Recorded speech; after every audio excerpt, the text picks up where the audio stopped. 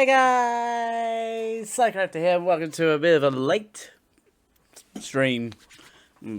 Late stream slash podcast. I honestly don't know the correct terminology. It's sort of both. The reason why I'm doing this so late is because earlier today I was part of a collab stream and I didn't want to do two streams so close together. But now I have my time to go through another anime.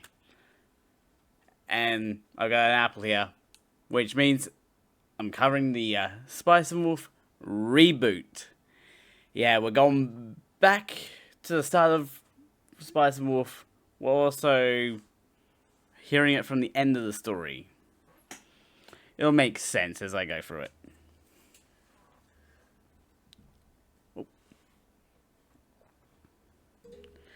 As we start off with episode 1.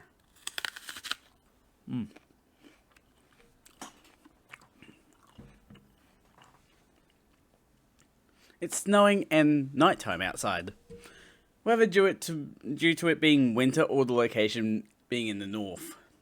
And a little girl asks for a story.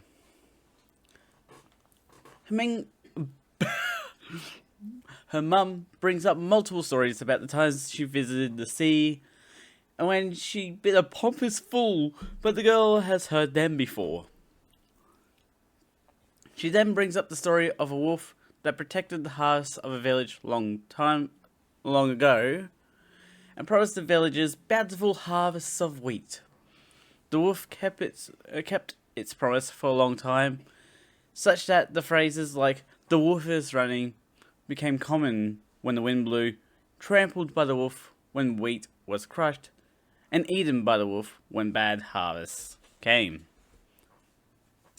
The little girl wonders if the story with ends with everyone living happily ever after, but her mum continues to say no one remembered the wolf's promise, and the tales of the wolf faded into obscurity. Asking what happened to the wolf, her mum starts telling the story to her daughter.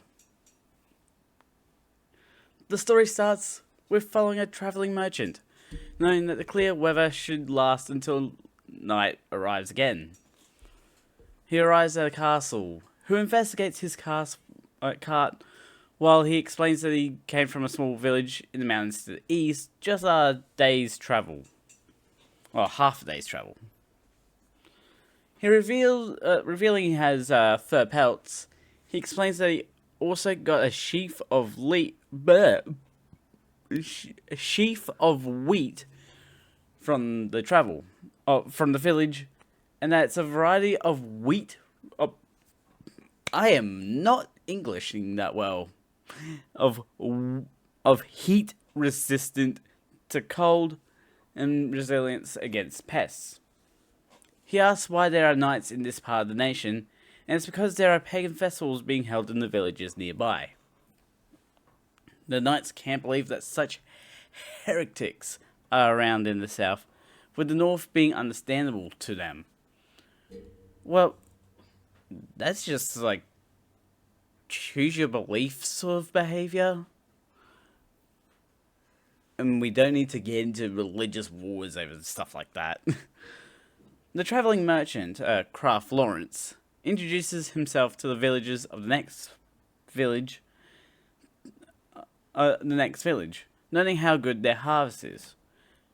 Craft says he's here to see Yare, and the villagers tell him to hurry up if he wants to see Yare, since his field has a lot of young men lacking in skill, meaning one of them will most likely end up as hollow this year. Heading over to Yare's field, Craft watches as the last sheaf... I think it's pronounced sheaf? Craft watches as the last sheaf of wheat is cut from the field, and at the same moment Craft hears a noise from nearby his cart.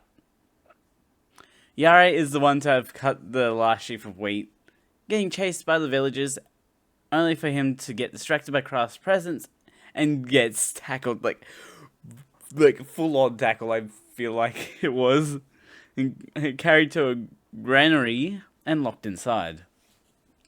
And that's not a granary, it's a granary.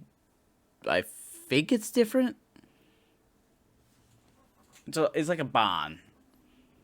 Whereas a granary is a factory for grain. While that was happening, he shouts to Kraft that he'll see him later. Which doesn't make sense to Kraft because it's like, you'll gotta be locked up for a whole week. No. What?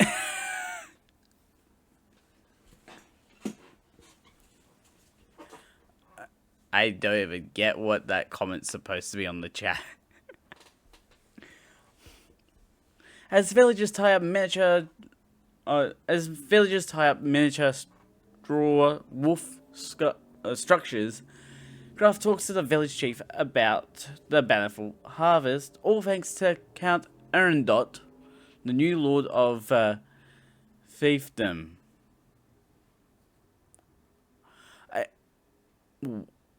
What? I'm not gonna say that.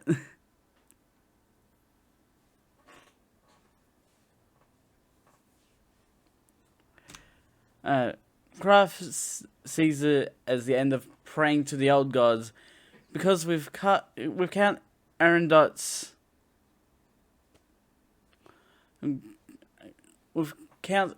new new farming methods, the village has no bad harvests.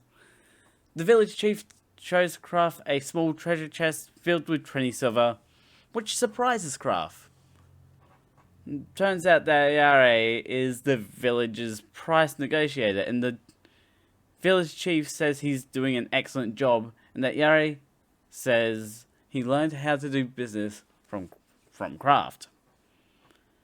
Asking if Kraft will stay the night, Kraft has to decline the offer since the items he purchased has a payment deadline. Leaving the village, Kraft sets up camp by the river for the night and feeds his horse fresh veggies and some jerky for dinner before planning to go to bed. Preparing to sleep in the fur pelts, for warmth obviously, and Kraft notices some of the pelts moving on their own and discovers that a girl is sleeping amongst them. Trying to wake her up, the pelt on her head falls off, revealing her wolf ears. She then wakes up, stands up, and howls at the moon, which startles Kraft's horse, as well as Kraft's daring and awe. Stretching out her sleepiness, Kraft asks if Kraft has any alcohol and mentions how beautiful the moon is. And Kraft says he doesn't have alcohol, and seeing that Kraft dropped his jerky, she reaches for it while Kraft pulls out his knife and says she must be possessed by the devil. Yep. That's exactly what it would be.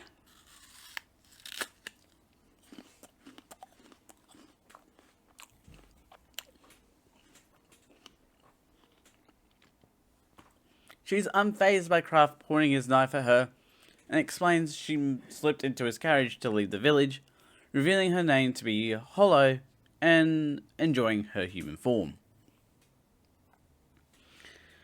Kraft stated that he knows someone else by the name of Hollow, that's the god of harvest in the area. However, Hollow says she's no god, knowing that Kraft thinks of her as a strange girl that has been locked away since birth, but she was actually born in a land farther north called Yoitsu.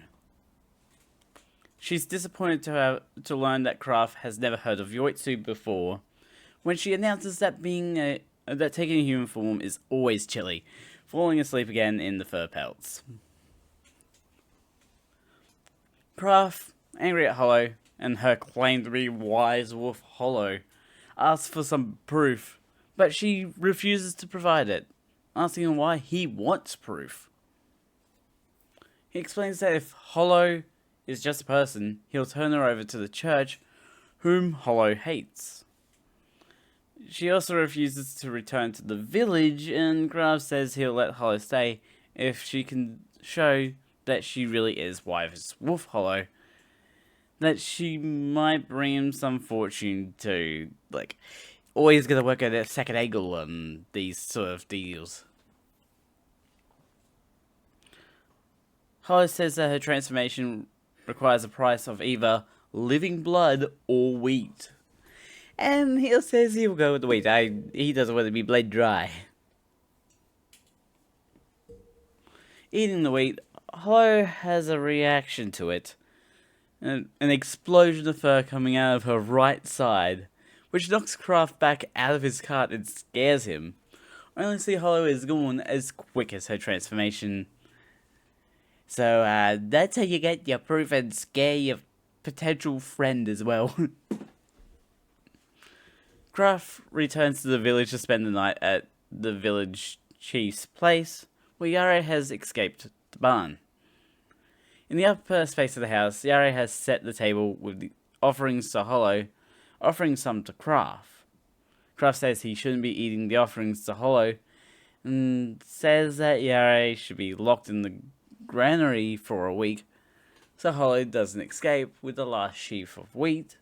But Yare says there's no wolf living in the wheat fields, that it's just an excuse to have the festival. It's like, yeah, wait until you find out that was actually true and your wheat harvest just die.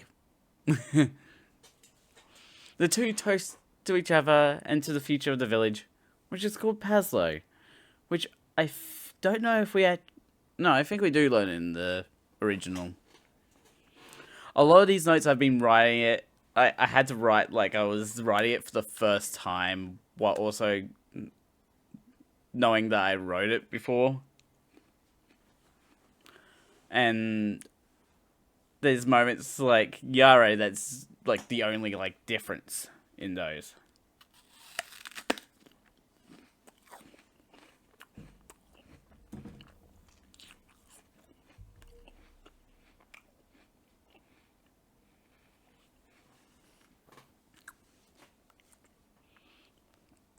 While enjoying dinner, Kraft brings up the village silver.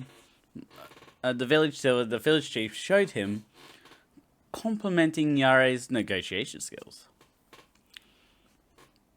Kraft asks Yare how long he has been buying wheat from Paslow. How did I misspell wheat there? Okay. And Yare says that it was before Count Arendot became the village's lord. Yare talks about how Paslow's previous lord only thought about taxing the village more and more, which made buying the tax-inflated wheat unattractive for purchase to merchants.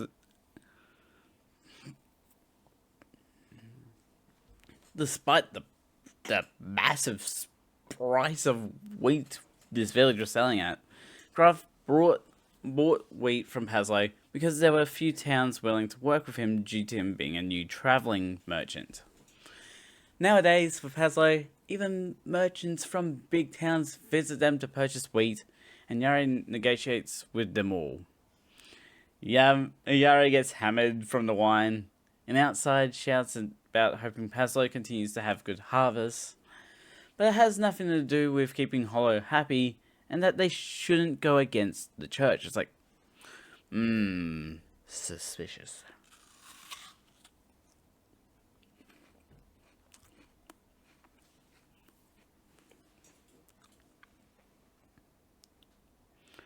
After seeing Yare back to the granary and opening the window to his bedroom, he's surprised by Hollow being in the bed. It's like, wait, how did you get here so quick? Wait, you appeared out of nowhere. Asking where Hollow was hiding the entire time, she says she lives inside the wheat. Questionable. How do you fit a whole person in a wheat, or even a giant wolf? and that is where she is during the harvest. There can be exceptions to that rule though, one of which is that if there is a larger amount of wheat than the last sheaf nearby, she can move to it without being seen, which is how she ended up in Kraft's cart. Hollow asks if Kraft is afraid of her, which he states that he was, despite being the one that asked to see her form, thinking that's why she disappeared back then. She says that humans always show fear at their true form, except for a few people that reacted otherwise. One person of which lived in Paslo. So that's 2 people now in Paslo that's like, well, no, not 2. Just the one. This person asked her to ensure the harvest of Paslo, which she did. But doing so was hard on the land. Hence the bad harvest that the villagers called her fickleness. Paslo's thoughts of Hollow have soured over the last few years, and she believes they'll have bountiful harvests without her. Kraft asks if there's anywhere Hollow wants to go after she leaves the village, and she wishes to return to the north. But just going back to the fickleness comment, it's like she cannot just be like, good harvest every year. You gotta sprinkle in a bit of a bad harvest every once in a while. Otherwise, as she states, the land will go, like, something bad will happen to the land. Leaving the village, Hollow reveals she has put on Kraft's best clothes that took him 10 years to get, knowing that the well-tailored and excellent fabric is quite suitable for her. Hollow knows Kraft won't force her to take off the clothes and wishes to travel with him. And Kraft basically folds like a piece of paper, accepting his fate.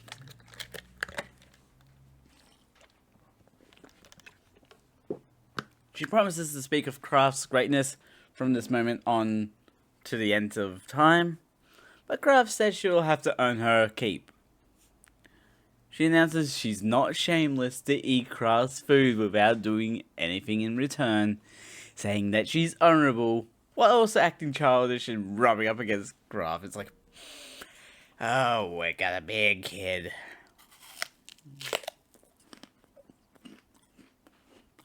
In both character and character design.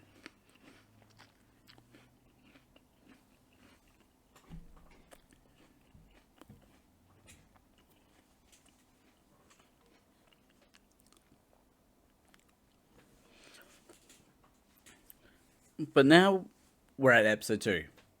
And Kraft wakes up outside his cart since Hollow is sleeping in the fur pelts, which she finds warm. It's like, if only you had a wolf form to stay in.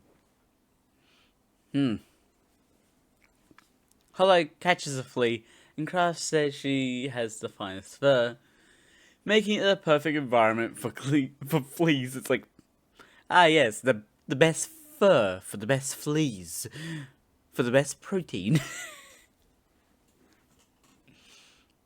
Don't know why I said that. She sees it as a compliment, which he wasn't really meaning. So Hollow compliments her own tail and ears, saying they're a point of pride, being able to hear disasters and lies. Kraft notices Hollow's catching a smell, and asks what she smells, and Hollow announces that the rain should be coming soon, with dark clouds just over there. Yeah, like no, with like dark clouds coming in, you need no nose for to see. It's like, you mean those very obvious dark clouds up there? Okay, we're going. The two reach a church to spend the night at, and Kraft lies to protect Hollow's identity by saying she's his wife, and hides her face due to burns. When Kraft joins Hollow in their room, he sees Hollow wringing out her clothes and closes the door so no one sees her tail and ears while not looking for himself. Like, not looking at her himself. It's like, yes, she's a female. Don't be weird about it.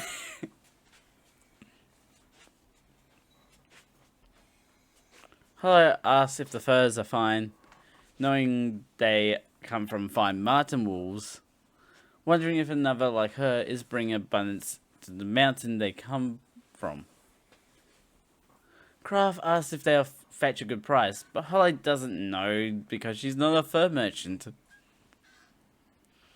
He follows up by asking what to do with the wheat, between thrashing it or doing nothing, and Holly explains that the wheat will not spoil or wither with her around and alive. So wait, she can die? She adds that she may disappear if the wheat is eaten, burned, or grounded and mixed into the dirt. Kraft says he'll thrash the wheat and put it in the bag, and Hollow asks for one she can hang around her neck. Fair request there. He wants to sell some of the wheat later, but Hollow states that many crops can grow well where they can only grow well where they come from. Which, yeah, unless they're engineered to grow in other places.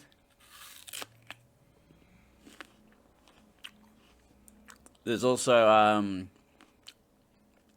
cross germination with wheat and just like plants in general.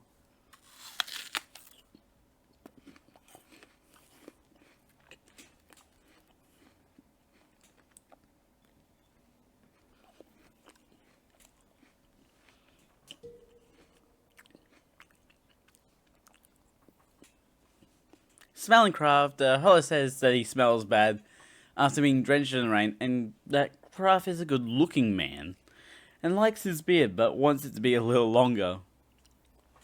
Making a whiskers joke at him, it's like, you should have expected a whiskers joke when you're talking to a wolf. Seeing there's not enough space for their clothes to dry, Kraft says they should dry them in the common room. Kraft mentions there'll be other people in the common room, and to not let herself get discovered, which, according to Hollow, will be easy for her to do. It's like, you have a whole tail and ears. How are you going to hide the tail, which is really, really fluffy? Hollow comments on Kraft's lie, saying that if she was burned, it'd just be a part of who she is. In the common room, Kraft is talking to a vineyard owner about obtaining salt from Yorens and delivering it to a different village, it being the village he got the marten furs from in exchange from.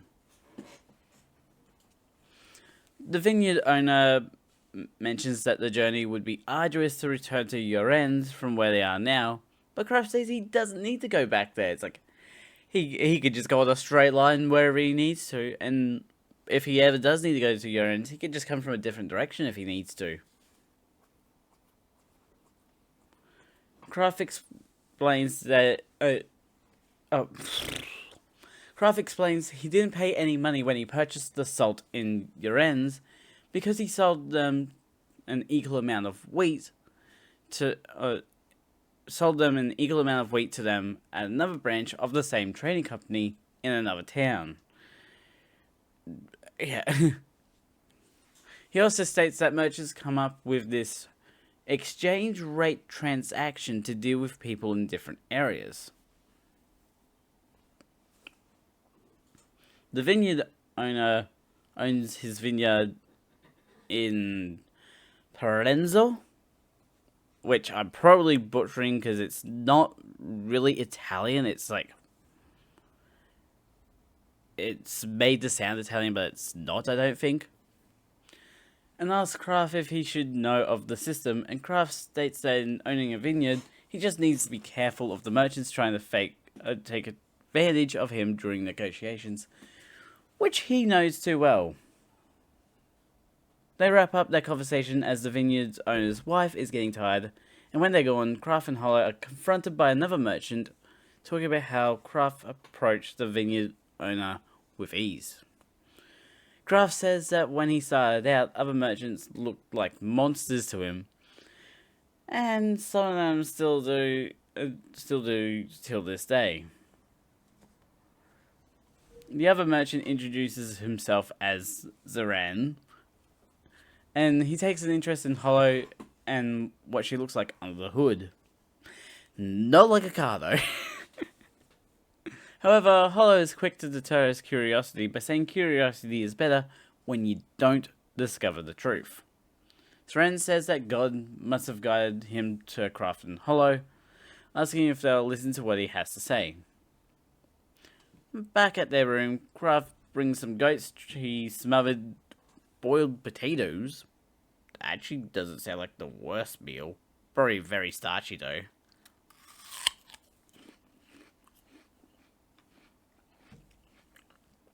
But before she can dig in, Craft presents her with the bag of wheat he promised her.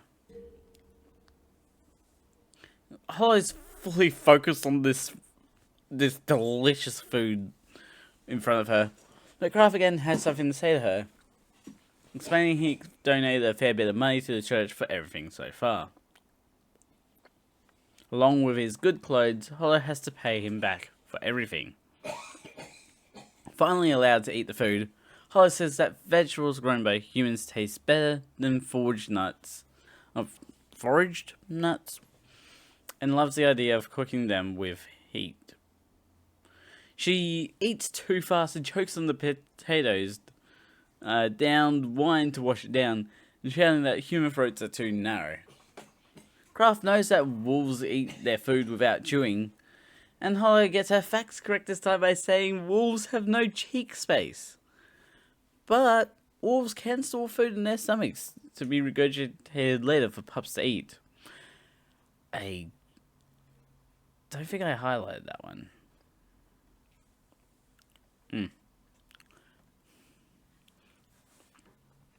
Hollow remembers choking on potatoes once before and says they might not be compatible with her before choking again on potatoes. Like, oh, you are a hazard to yourself. Stop eating potatoes.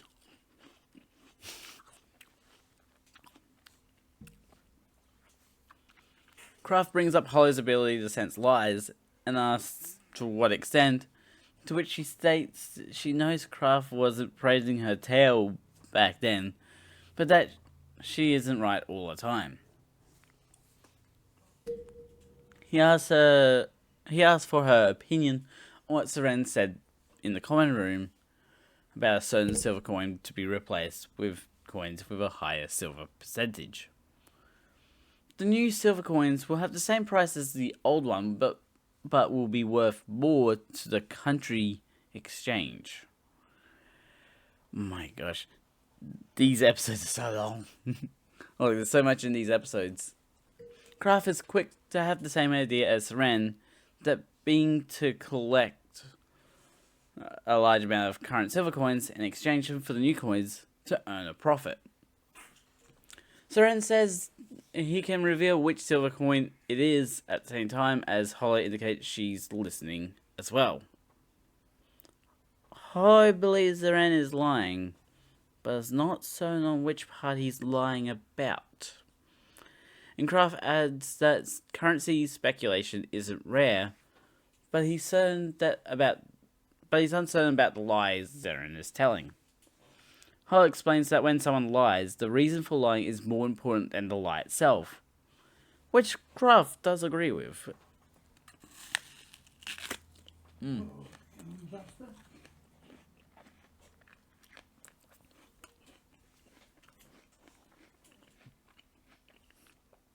Patting Craft on the head, Hollow says he's still a kid in her eyes, and asks what he would do if she wasn't around. Craft states he wouldn't care if the information was true or false, instead acting like he's interested in Zoran's offer. If everything's true, Craft makes a profit, and if something is false, he'd investigate it to find the money-making scheme. Hollow adds in her fact to claim that no matter what, Craft would have acted interested in Zoran's offer, and takes the extra potato as a reward for helping out. consequentially choking again. It's like, stop eating the damn potatoes.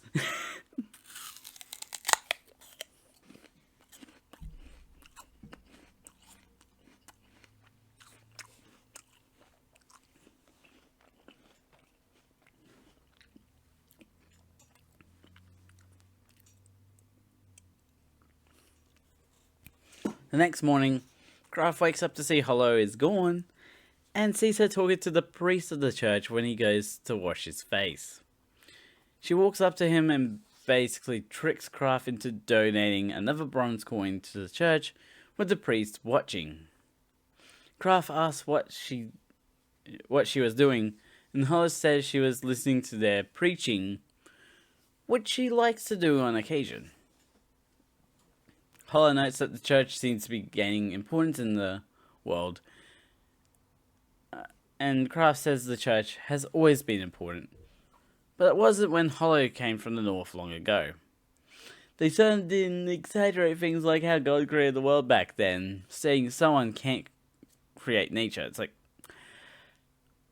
weirdly pro-evolution statement, I guess. But I don't feel like this show was trying to do like a commentary on stuff like that at any point.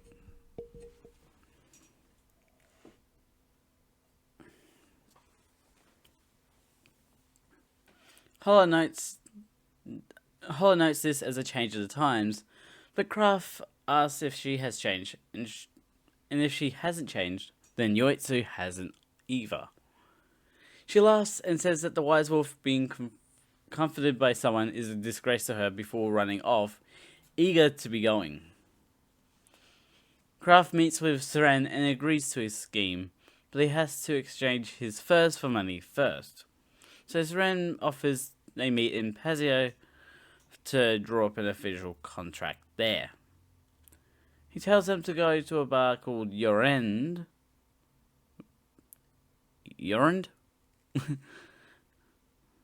When they arrive in Pazio, and to be able to contact him.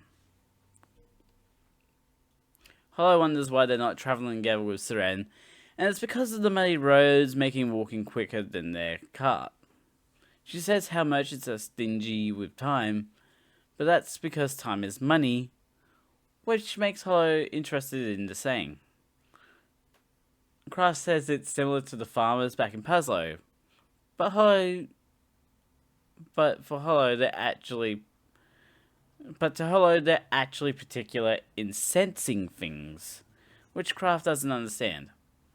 Hollow explains it as them sensing daybreak to wake up and pulling weeds when they sense the afternoon, as well as the cycle of wheat growth allowing them to sense the seasons.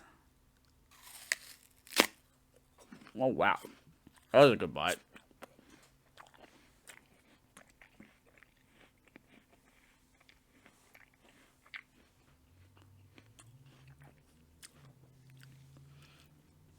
She says Graf's mind is quick, but lacking in experience, saying he'll become well established in time. Laughing at his quick wit when Graf asks how many hundreds of years he'll have to wait. Graf fires back again, saying her brain might be too old and breaking down. So Hollow explains that wolves attack humans to eat their heads and gain their power. She asks if Graf has ever been attacked by a wolf, and he has about 8 times in the past, saying they're formidable, and yells at Hollow to stop being so disturbing in her description of why wolves attack. Graf apologizes for saying Hollow's brain is breaking down to make her stop making him relive losing a colleague to wolves. They reach the next town. Graf's still angry at Hollow for earlier, telling her not to joke about that stuff again. Once they leave the town quite a distance, Graf is not so angry, and Hollow talks about how wolves only live in the forest while dogs live with humans. Wolves only get hunted by humans, making wolves fear humans and attack them to best them when they are in the forest. Kraft asks if Hollow has ever attacked a person, but she doesn't want to answer that question. And with that, they're even. Before they fall asleep, Hollow says they've lived worlds like different. They've lived in different worlds their entire lives.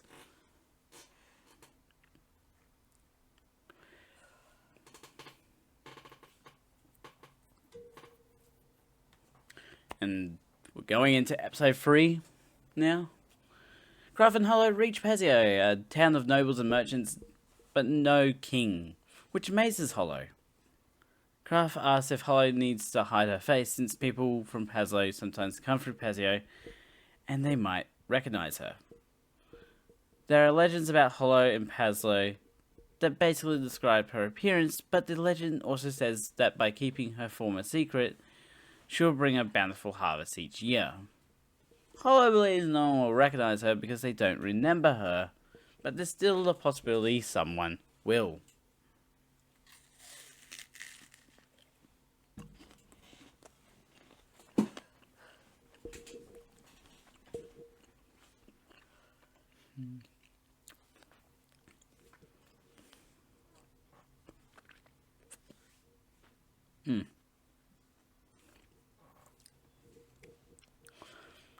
Once inside Pezio, Hollow is excited by the many delicious things, especially the apples, which Kraft calls out as well.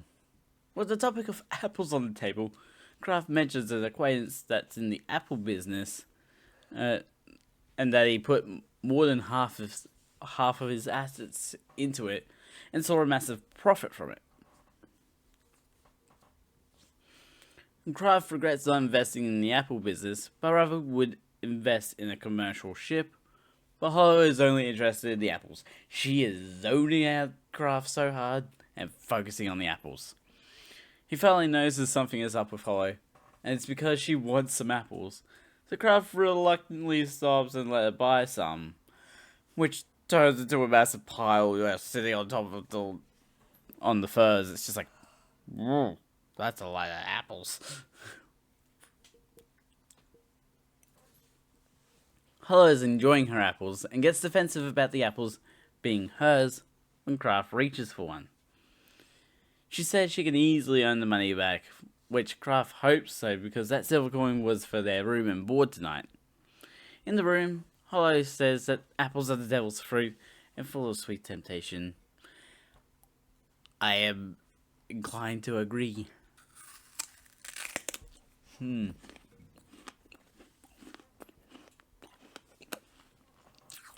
Kraft suggests she tries to overcome such greed, and Hollow answers that while people may lose things to greed, there's no benefit from abstinence.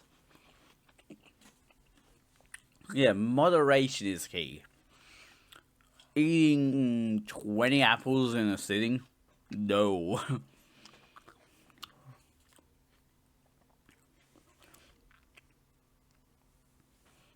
Later on, Kraft mentions that they're going to Milone Trading Company, the third largest trading company in Pezio, to sell the Martin furs.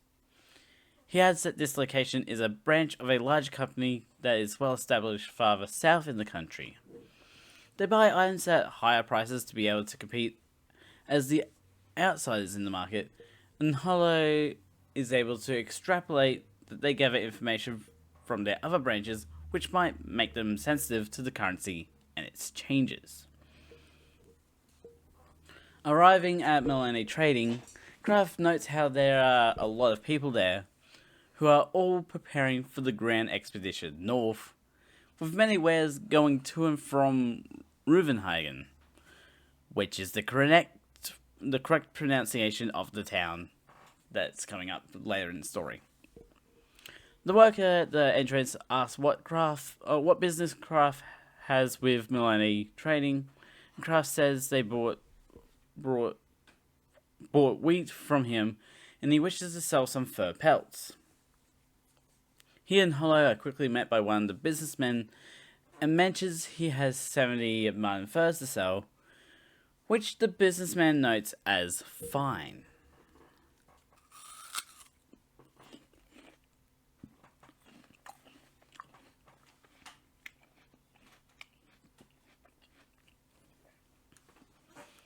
It seems that Kraft smartly chose the marten pelts, since crops are bountiful this year, which left a gap for the marten pelt market.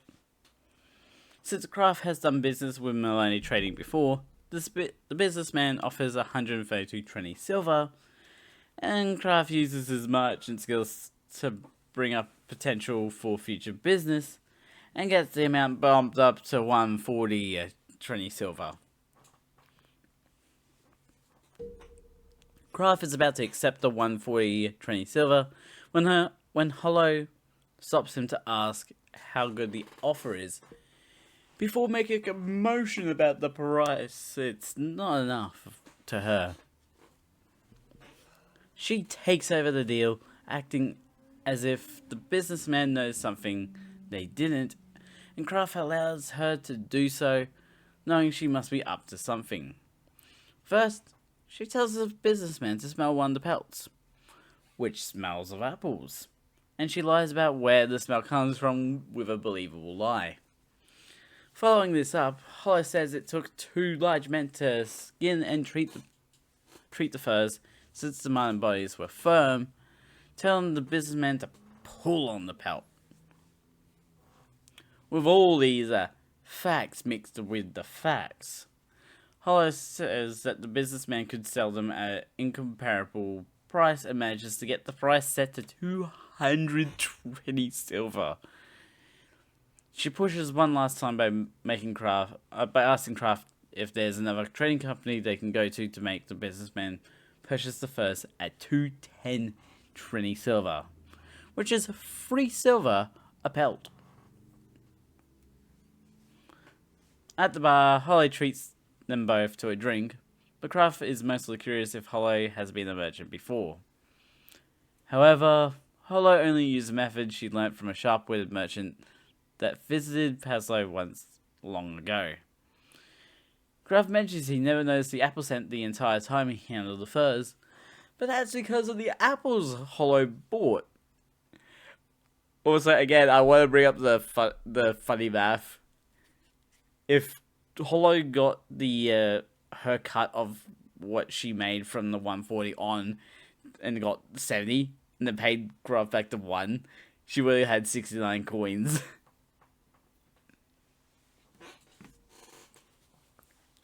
She says that people who get angered easily from being tricked won't get far, and that a true professional would be impressed at being beaten. Hollow asks if Kraft did what he needed to, and it seems that Maloney Trading doesn't have knowledge of a country making newly minted silver coins, and isn't hiding anything. That night, Zoran joins Kraft and Hollow to discuss more about the silver purity scheme, mostly about the validity of Zoran's information.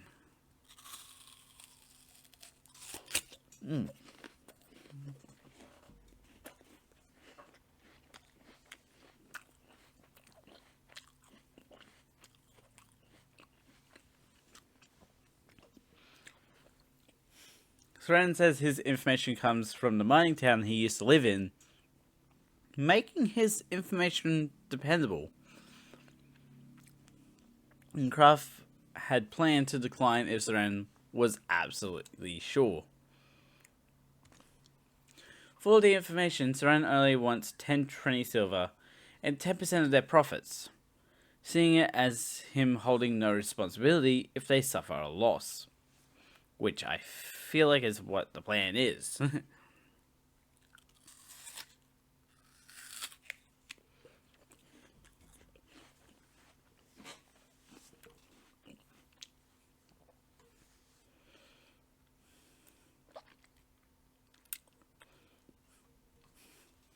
He says that the settlement date will be in 3 days before the big spring market next year, but it might happen before the end of the year. With both Kraft and Zoran in agreement about the silver purity plan, Zoran suggests they have a contract made at the public notary tomorrow. Back at their in-room, Kraft teaches a drunk Hollow the different silver coins, which There are way too many to list, including ones not mentioned in the original. So many that Hollow falls asleep. Asking why there are so many, Kraft explains that it's because of the rise and fall of kingdoms, alongside counterfeiting of the coins too, saying that loot silver used to be fake tready silver. With the deal made with Zoran, he wishes that Kraft makes a lot of money and calls Hollow beautiful again, not hearing her calling him noisy. Not nosy, noisy. Very different words.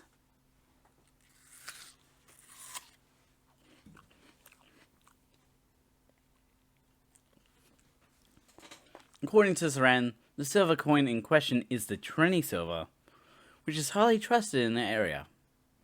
That's because there are hundreds of silver and gold coin types, each with their purity fluctuating often. However, the value of a coin is much higher than the silver or gold in them, which is why trust is needed in them during transactions. Asking what Kraft thinks of what Zoran said, he's not sure of the information, but he has an idea to test if it's the truth. Hollow is distracted by wanting to eat a bread treat, which Kraft allows and she enjoys. While she's enjoying her treat, Hollow asks what Kraft is thinking about the Trini silver, and based on history, the filling silver has a high percentage of silver over the Trini silver, so they might be trying to make it compete with the filling silver. If a foreign country's coin dominates a country's market, that country would be trapped. It would basically go into an economical lockdown.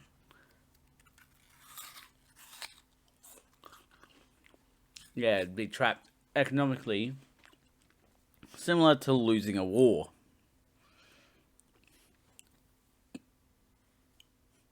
Kraft tells Hollow that Zoran might be telling the truth, unlike what Hollow thought, but she does remind him her ears aren't perfect. He thought she would have been upset by what he said, but she could be upset by his opinion of her. Kraft sets out for the bridge to meet with a currency dealer acquaintance because of how hard it is to tell the purity of currency accurately. Even so, a reason for the rise and fall of currency popularity is because of how sensitive people are to the changes of purity. Kraft says there's no need to remember everything immediately, but Hollow reveals she knows all about the idea of a minter making a small change in purity to judge the market's reaction. Yet, she doesn't know all the coins. It's like very selective knowledge. Ugh. Well, my hair. My hair got in my mouth.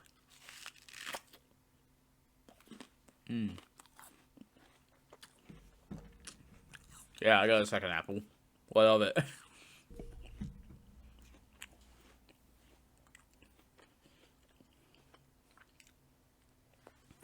The two reach Weiss, not to be confused with Weiss from Ruby, who is amazed by Hollow's beauty and ignores Kraft to talk and hit on her.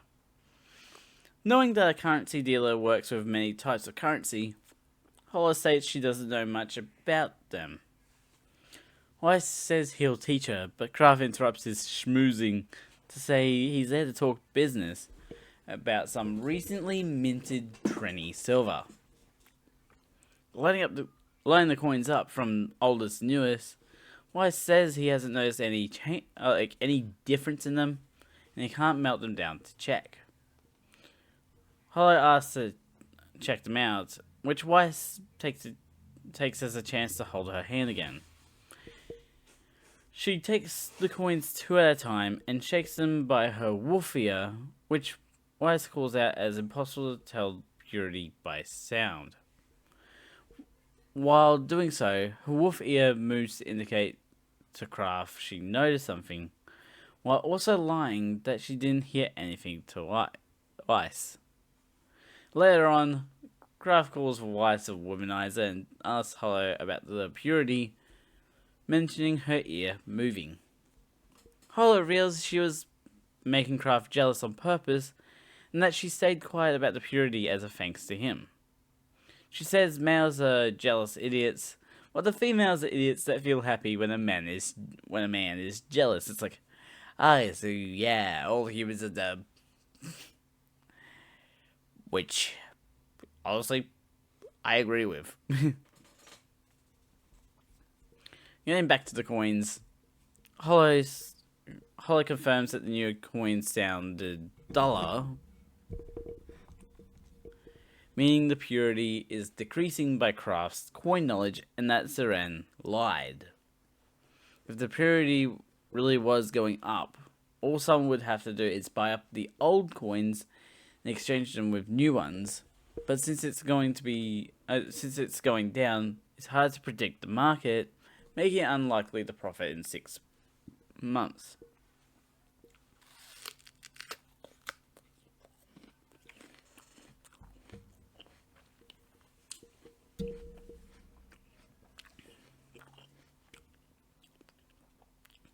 Kraft is confused on how Seren could make a profit from this deal. And Hollow mentions that Seren might have tricked him, but not by the 10 tranny silver. Either way the value swings, even if Seren has no gain, he also has no loss, and Kraft understands what she means, which she responds to by saying humans are quick to understand. It's when Hollow asks if it's common for the purity in silver coins to decrease, but Kraft says that the purity level would be maintained with utmost care.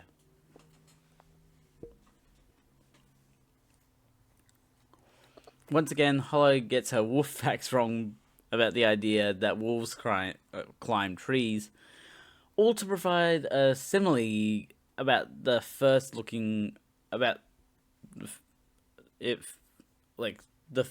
thing, like something looking different atop a tree. In that simile, Hollow suggests that Seren might not be the real swindler, just someone asked to bring up the deal to others by someone higher on the totem pole. And Kraft figures out a way to make a profit on the tranny silver's drop in value and races out to Maloney Trading.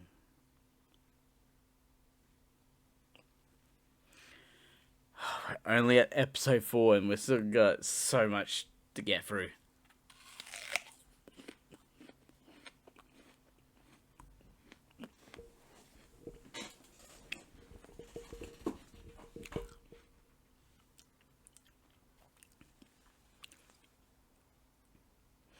And Kraft, Hollow, and Seren are back at the pub. Mostly because the place has types of alcohol Kraft hasn't tried yet. Seren is just enjoying the table talk they're having like a full course meal, and Kraft asks where Seren has been before they met at the church. While Kraft and Seren are talking, Hollow notices someone listening in on their conversation from 2 tables over. But it turns out that person listening in is part of Maloney Trading and working with Kraft and Hollow to hopefully find the person Seren is working for. Kraft managed to convince Maloney Trading to help out despite how dubious the big fraud case sounded. It's like, there's no way that's happening. Wait, what? The main section of the fraud is to buy the coins from merchants desperate to sell them and make a profit from the merchant's loss. Since merchants are the targets, they won't speak up about the fraud because it could affect their reputation. Their Maloney Trading partner is also curious what the mastermind behind the scheme wants with all the silver, while also mentioning how Hollow tricked them with the man first sent. It's like,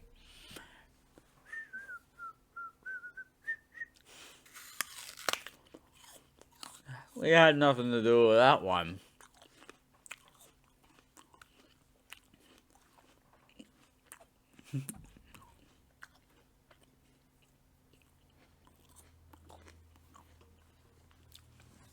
Back in their room, Hollow asks if Maloney Trading will be able to act fast enough for them to gain a profit, but Kraft is confident they will, because Maloney Trading does work well on foreign land.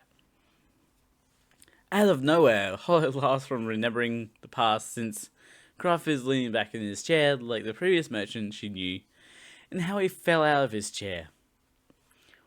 He wasn't surprised by Hollow's wolf form, and Kraft connects him to the same one that asked Hollow to bring bountiful wheat harvest to Paslow. Hollow falls asleep, only to wake up the moment Kraft closes the window to say she had to tell him something, but forgets what it was and sleeps again. The next day, Kraft and Hollow meet with the branch manager, Lichten Malheit, and announce they're taking on the deal, already having figured out that Saran is being backed by Medio Trading. Kraft knows they're the leading dealer for crops in Pasio, and that they have many shipping vessels too. Malhate believes that there's a noble behind Medio Trading, but they haven't figured out who yet. He's confident it won't matter as long as Medio Trading makes their move first, and Kraft moves the topic on into shares. The old classic topic of shares.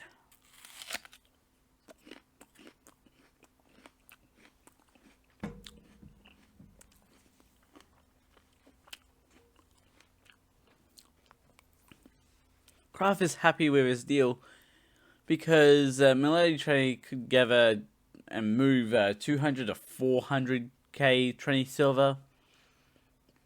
And if they got 10% of the profit, he'll get 50%, which will be 2,000 Trini silver. Which, that's not really mathing in my brain because, even with 200k, if they got 10% of that of the profit, and then 50% of that would be 10,000, wouldn't it?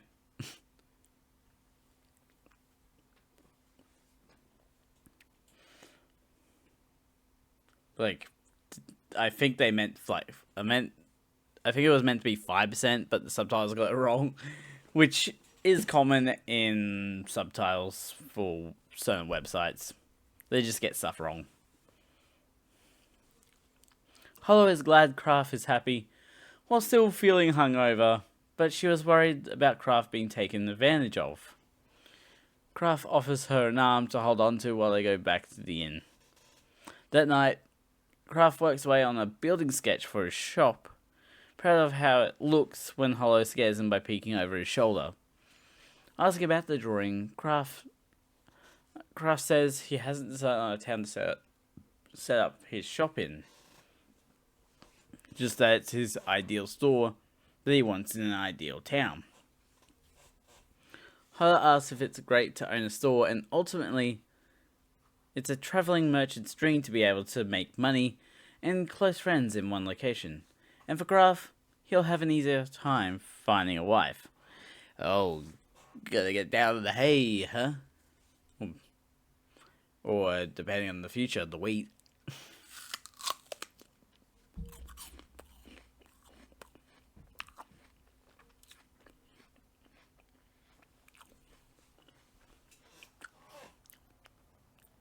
Kraft thinks of telling Yari about the potential store he can open, which will make them happy about being able to do business together more often. Forgetting Hollow will be at a loss because of her desire to return north. He says that Hollow has the money from the Martin Furs deal, so she won't have problems traveling alone, but Hollow is tired of being alone. It's like, I need someone to travel with, otherwise it's just a lonely journey. It's like, not fun. Even if it's a quick trip. Changing his tune, with some believable lies, Kraft says he'll continue travelling north of her, while also telling Hollow not to make an open mouth face. It's like, Uh,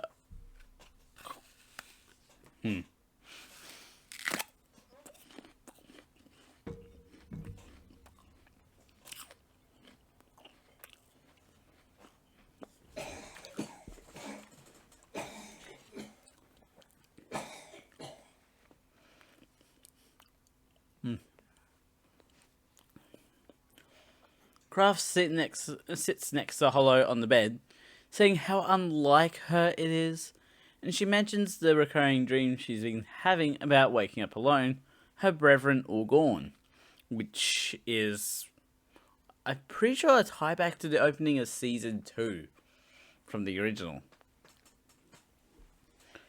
In response, Kraft mentions how travelling merchants are troubled by a similar type of dream. To dry Hollow's tears, Kraft takes this store sketch and scrunches it up for Hollow to use as a tissue, explaining he throws it away after drawing anyway, so yeah, might as well just use it as a tissue for now. Hollow says she's sleepy, and Kraft says he'll go to bed soon himself, so as to not waste the candle fee, which Hollow notes is as a very merchant-like way to think. Kraft blows out the candle and tries to go to bed, only to smack his head on the roof after. It's just like, bonk! Ow! When he manages to sit down in his bed, he discovers Hollow in his bed, pulling him under the covers. However, it's not for fun, but actually to whisper to Kraft about the fact that his intervening in a large scheme has drawn attention to himself. You are being targeted now. You better run.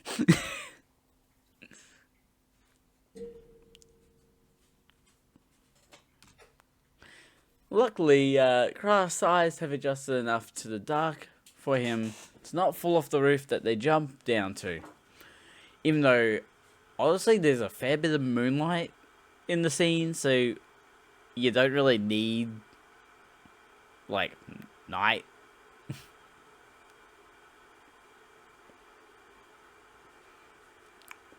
Hollow says they have to leave the cart behind because they would have nothing to gain from killing Kraft's horse. Down on the street level, Kraft and Hollow start running from 4 hooded men chasing them with weapons. Hollow gives Kraft some grains to hold on to, and when he mentions they're hot, she explains it's because she dwells in the wheat. In the heat of the chase, Kraft shouts they should go shopping to buy Hollow a comb and a hat because she has such beautiful hair. She'd rather have a comb for her tail, which he'll buy for her as a promise. As they near Maloney Trading, Hollow stops Kraft from entering the street, knowing that some of the hooded men are out on the street. Kraft suggests they split up the high better, but Hollow's idea to get the hooded man's attention while he runs for Maloney Trading. She's confident that in splitting up, Kraft will be caught easily, but they won't be able to... Kraft won't be caught easily, but they'll be able to catch her easily. At the same time, Kraft needs to reach Maloney Trading to be able to negotiate with them, because she can't.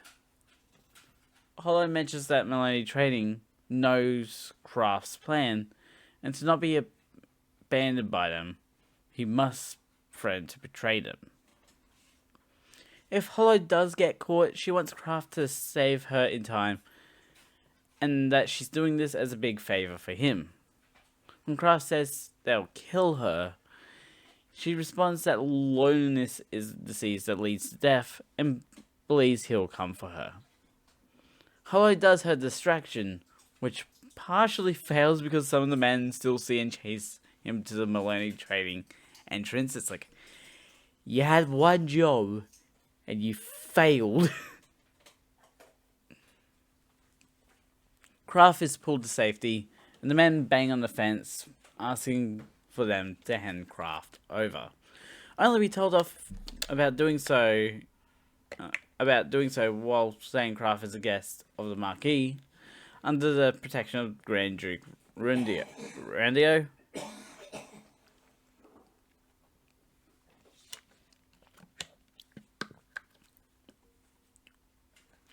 The men get called off like dogs by a whistle, and with them gone, Kraft and Malhite discuss the fact they were most likely people from Medio Trading. Kraft believes that Medio Trading heard of the deal Kraft made and were after him to stop the deal from happening. He mentions that Hollow may have been captured and acted as a decoy so he could reach Malhite, and Malhite confirms his suspicions that Hollow has been captured. Kraft is still under the belief that Medio Trading wanted to stop Kraft's deal with Melanie Trading, but Malhite finds that train of thought strange since they're already collecting tranny silver.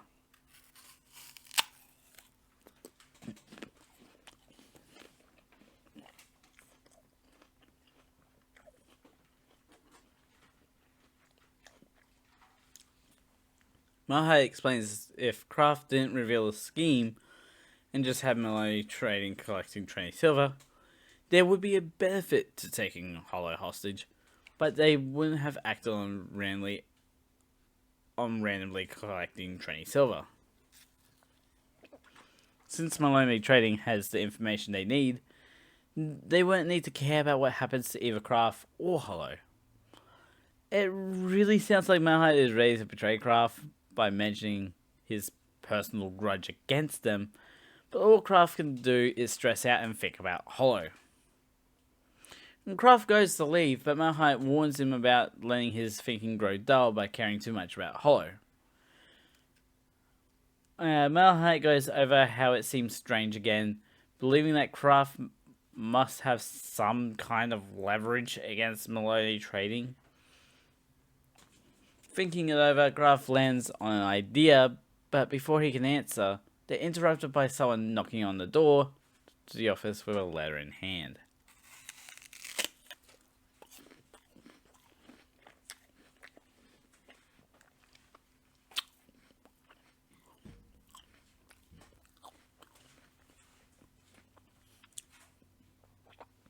Malhite doesn't understand the message on the front of the letter, but Kraft knows what it means, reading the letter's content first. With the letter spelling out Hollow's true nature to everyone in the room, Kraft decides to tell Malhite, which shocks him.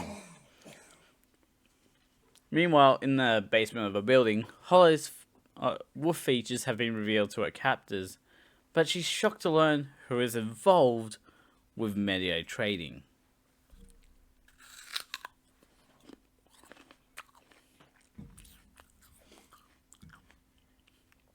I like to try and leave a bit of suspense, but we do have episode 5 to go, so let's go and get into it.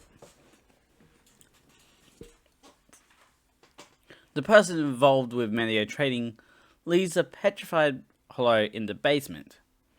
Meanwhile, Kraft and Malhite talk about the letter, and with Hollow's wolf nature revealed, Malhite sees it as a threat to make Melody Trading back off. It's like, you please back off from what you're doing.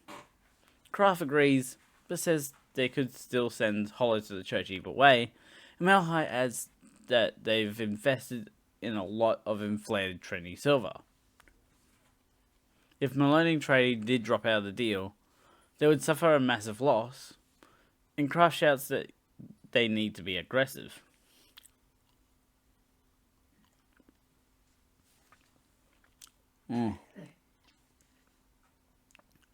Malhite responds to Kraft's call for aggressiveness by saying that Medio Trading could report Hollow to the church, and Melanie Trading would be forced to hand her over. They wouldn't be able to hide Hollow anywhere in Pazio, and the town is surrounded by grasslands, making escaping require a magic trick. Even worse is if Hollow gets reported in another town, then Hollow couldn't go anywhere. Melanie Trading can't solve the situation with money, but Malhite has the idea to report media trading for kidnapping Hollow, but figures that Kraft might testify against them, which he obviously would.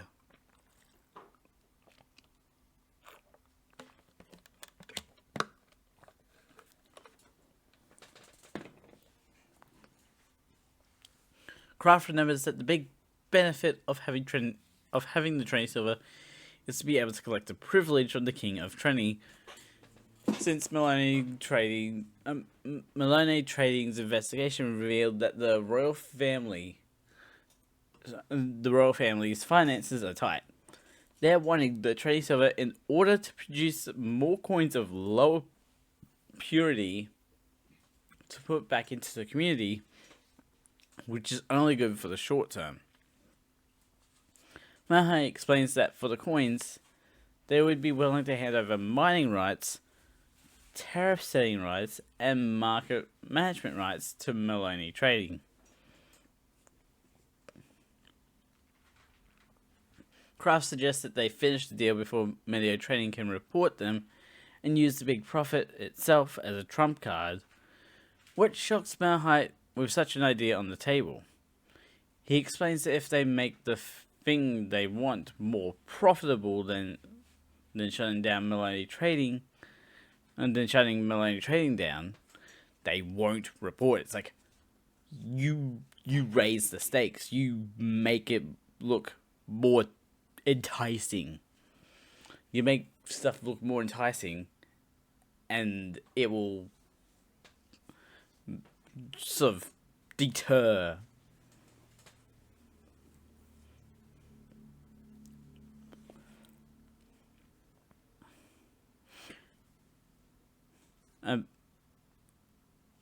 Okay, where was I?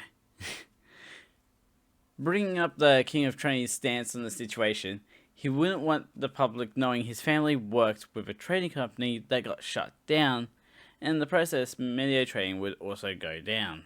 It's like, yeah, you put a deal on the table before anything else, and if they shut down, that company goes down too. It's like, it's just a domino effect.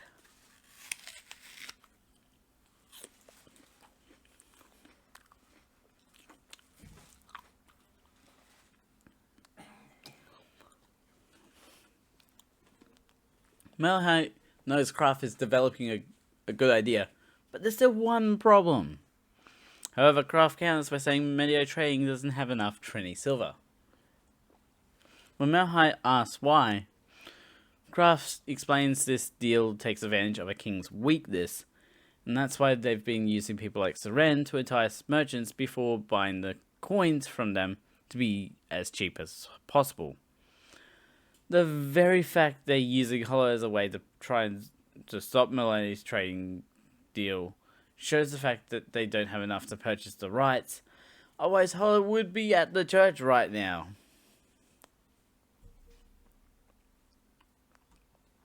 Malahite asks what Kraft's plan is, and it's as simple and reckless as rescuing Hollow and running around until Maloney Trading completes the deal.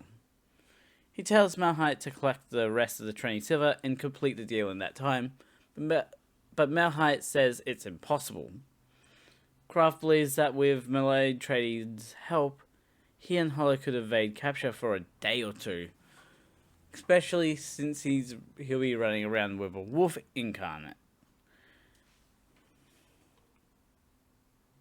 Asking how long it will take Malahite to get enough Trini Silver to be able to negotiate with the King of Trini, he says they could complete the deal before the sun sets tomorrow and return by the dawn of the following day. Kraft is confused by them not having enough silver, but Malahite explains they can negotiate with estimated numbers, as long as they have the actual coins on delivery. Kraft's also worried that they might not be able to negotiate with the king on the spot, but Malahite is confident that Maloney Trading could deal with any negotiation immediately. That's why you trust them.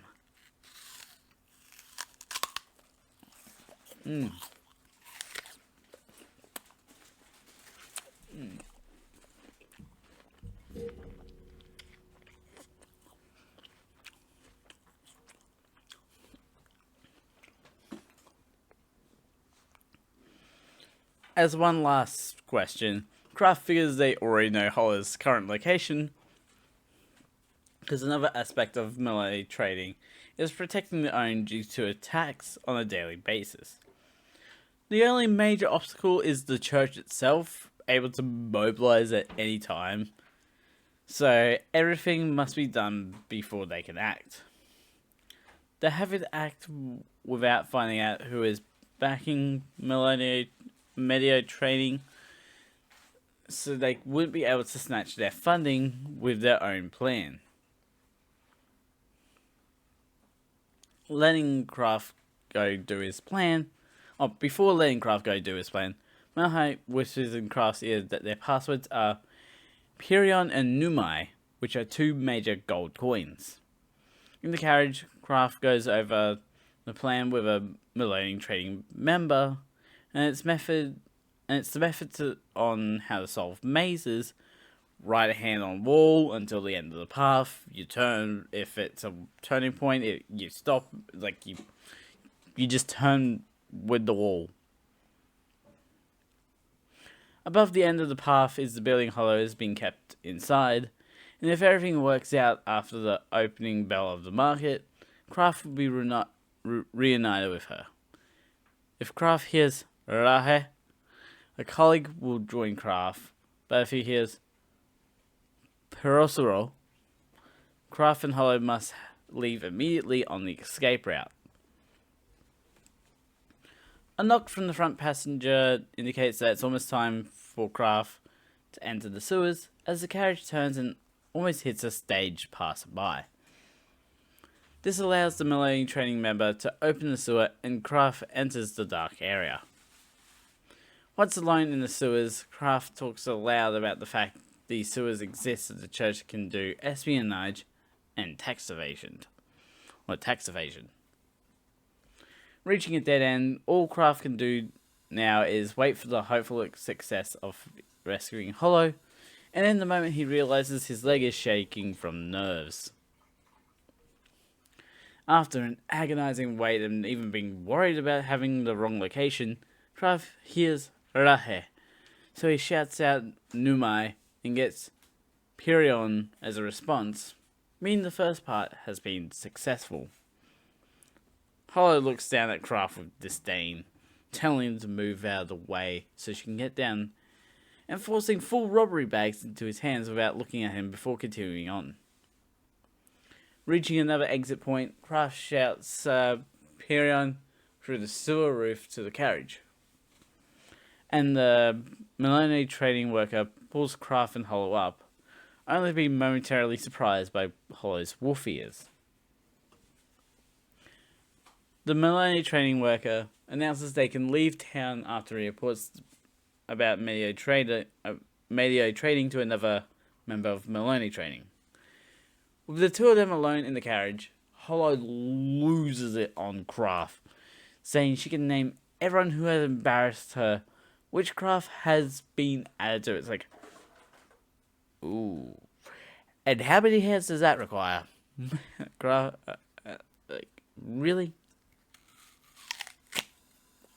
How many hands does it take to count the amount of people that's embarrassed you, Hollow?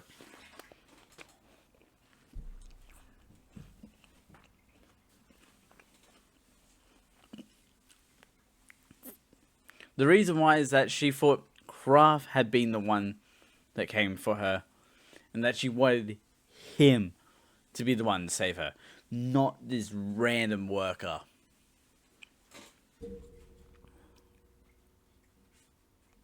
And calming down, Hollow says she can't die as long as Kraft has the weight she gave him, and that she's cute to the male population, but they can't handle her. Telling media trading if they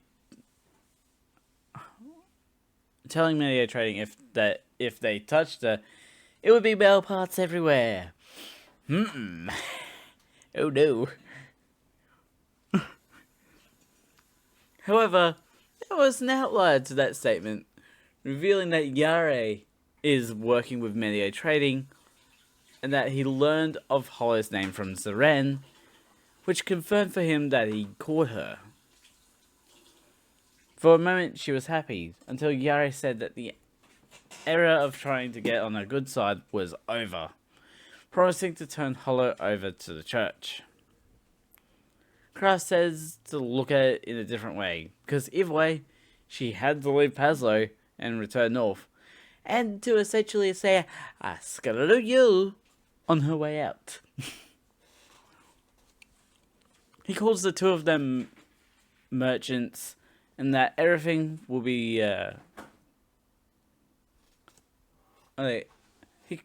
he calls the two of them merchants, and that everything will be fine as long as they make money, not laughing until the money comes in, and not crying until bankruptcy.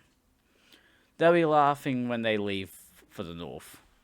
As for making her open up, Hollow punches Kraft square in the chest and says she would have cried even if he wasn't around, or to tell Kraft to not misread her emotions.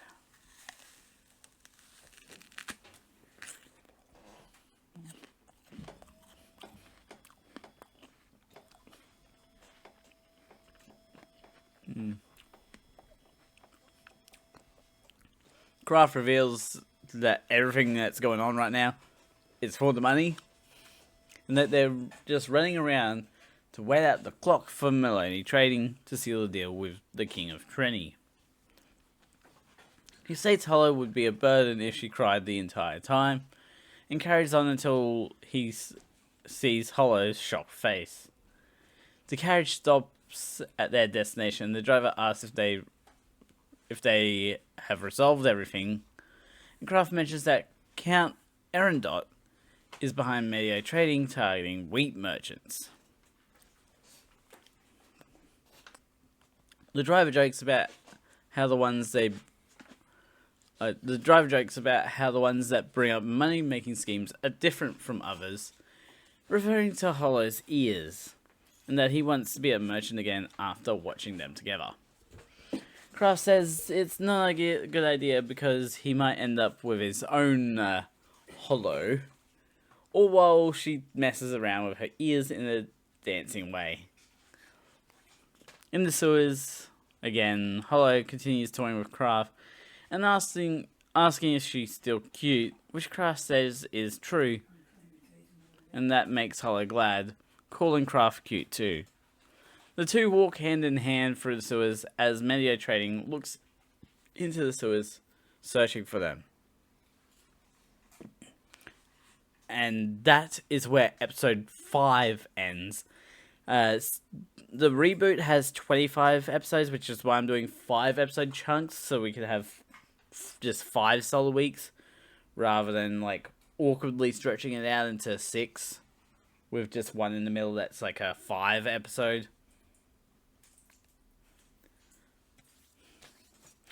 So, for YouTube, links will be in the description to both the channels and to Twitch for you guys to go check out. Don't forget to subscribe and hit the notification bell so you know when the next video comes out.